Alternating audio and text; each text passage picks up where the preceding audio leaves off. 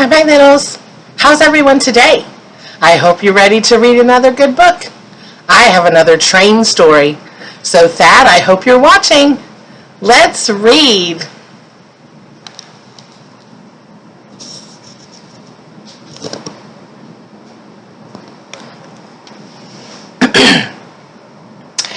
James and the Red Balloon and Other Thomas Tank Engine Stories.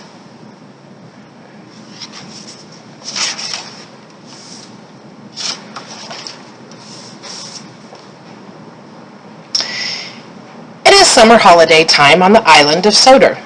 Vacationers come from far and wide to enjoy the beauty of the island. It is the busiest time of the year for Sir Toppin-Hat's engines. Thomas was excited. Sir Toppin-Hat had sent him to pick up a special delivery for Dryer Airfield. "What have you got there?" tooted Percy. "A balloon," replied Thomas. "A party balloon?" asked Percy excitedly. "No," said Thomas. "This is a very special balloon." And he chuffed away.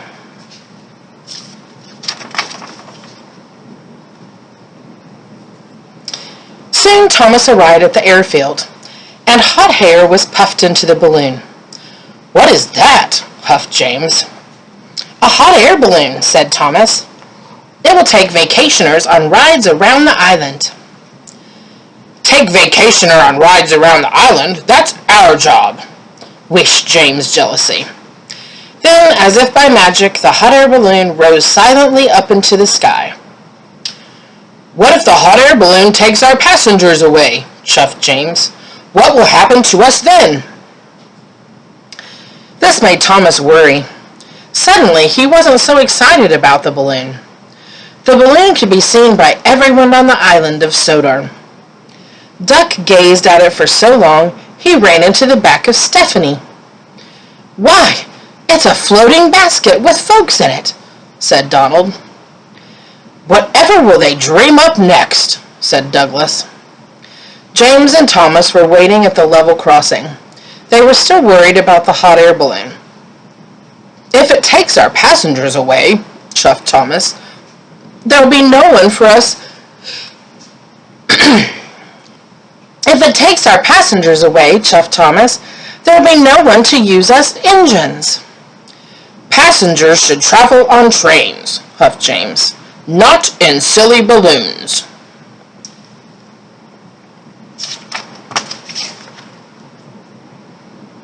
Then something big and round and red drifted straight towards them. "We're out of hot air!" shouted a voice. "Arg!" cried James. "What's happening?"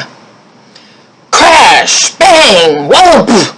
Went the balloon and landed straight on top of James. He was so scared he let out a huge burst of steam, which blew the balloon up again. The balloon rose into the air once more.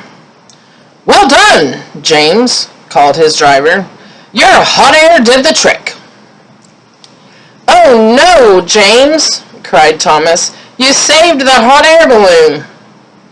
"I didn't mean to," groaned James. "Now it's sure to take our passengers." Wherever James went, he could see the balloon carrying the vacationers across the island. He felt he should be taking those passengers. Rails are better than hot air any day.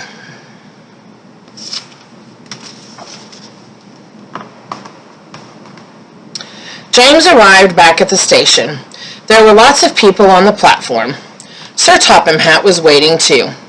"Well done, James." "But now the passengers will ride in the hot air balloon." Sir Topham-Hatt laughed. "You're right, James," he said, "but they will need a ride home in a train." James was delighted. Sir Topham-Hatt was right. The engines were busier than ever taking vacationers to and from the airfield. Whenever James sees the red air balloon, he whistles and toots, and sometimes, when he's asleep at night, James dreams he can fly too, just like the red balloon.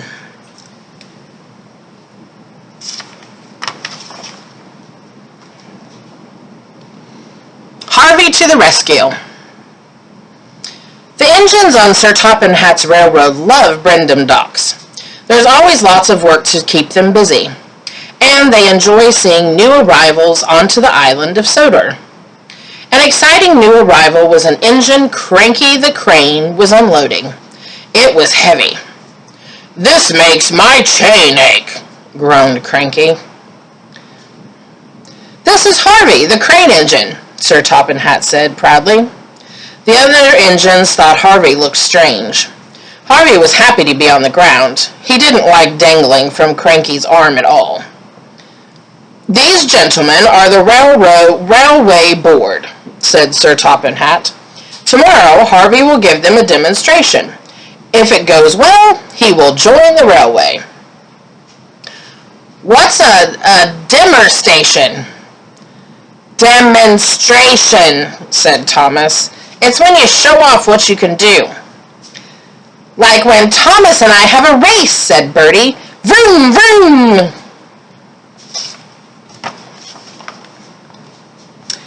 That evening, Thomas had just returned from a hard day's work.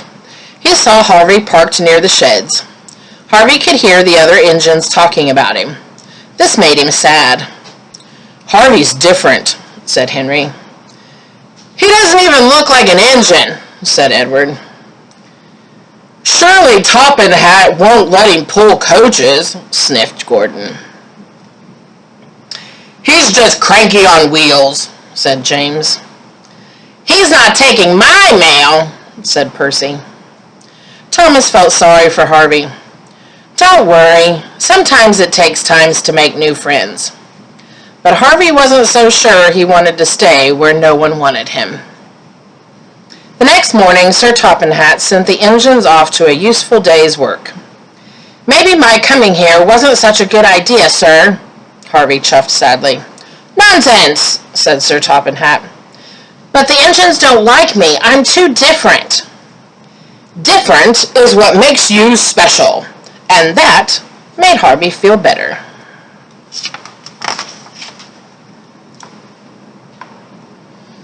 Out on the branch line, Percy was having trouble with the trucks.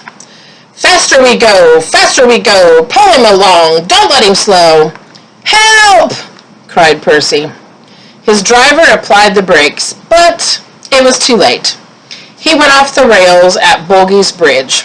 Luckily, no one was hurt. Bertie arrived and was pleased Percy was all right. But he was also very cross. "You've blocked the road," Bertie snapped. He was worried he wouldn't get the gentlemen of the railway board to the demonstration on time. When Sir Topham Hatt heard the news, he went straight to Harvey. "I need you to rescue one of my engines." "I'll do my best, sir," Harvey said bravely, and he set off immediately. Harvey soon arrived and went to work. In no time, Percy was back on the tracks. The gentlemen of the railway board were very impressed. "That was the best demonstration of all. The gentlemen of the railway board have decided you shall join the railway." "Oh, thank you, sir," Harvey said proudly. That night, Harvey heard the engines talking again. This time it was different. "Well done, Harvey," said Gordon. "Very useful," said James. "You can take my mail," said Percy. "You see," said Thomas, "different can be good." All the engines agreed. "Welcome to the Sodor Railway," they called. Harvey smiled happily.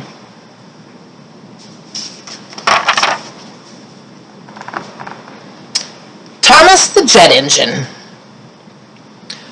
Gordon is a very proud steam engine. He is the fastest engine on the island of Sodor. He loves speeding along his hot line with wind blowing across his funnel. "You've broken the record again," said his driver. "I'm the fastest," boasted Gordon. But not all the engines were impressed. "Speed isn't everything," said James smugly. "But being reliable and useful is," said Thomas. "You slow engines will never understand," snorted Gordon. because you'll never go as fast as me. Sir Topham Hatt arrived with news of a special delivery for Thomas.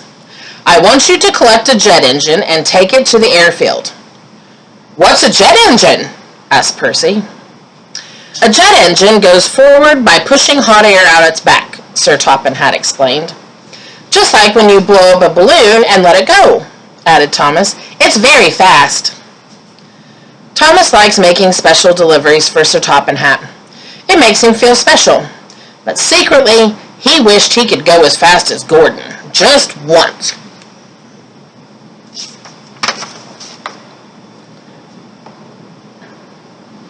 Thomas arrived at the docks excited to see the jet engine. It was shiny and modern, and Thomas had never seen anything like it. He couldn't wait to start his journey, but Cranky was taking his time. Hurry up, huffed Thomas. This is a special. Cranky did not like being told what to do, especially by an engine. He became so cranky that he was careless with his hook. His hook knocked the switch, and the switch started the jet engine, and the engine began to whine. The whine got louder and louder and louder. Uh-oh, said Cranky. Before he could say anything, the jet engine was rocketing Thomas up the track. Oh, said Thomas. The driver tried to put on the brakes, but Thomas couldn't stop. Oh, boy, the station master called ahead. Clear the lines! It's a runaway train!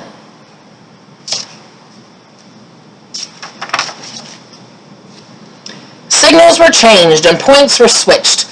Thomas had never been so excited. Thomas flew by James and rocketed past Henry and raced by Percy. They were amazed. Bertie was so excited when he saw Thomas flying down the track. Want to race, Thomas? Beeped Bertie. Never mind. No one had ever seen an engine go so fast. Gordon had no idea that Thomas was racing along the main line. I'm the fastest, said Gordon proudly. Hi, Gordon. Bye, Gordon. Gordon could not believe what he had seen. At last, the jet engine ran out of fuel, and Thomas was back under his own power. He steamed gently back into Knapford Station. Sorry for overtaking you back there, Gordon, teased Thomas. Overtake me?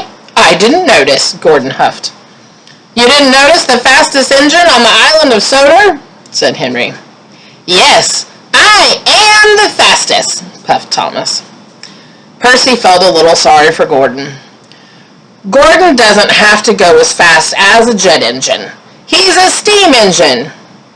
But he's still full of hot air, whistled James. And Gordon wished away.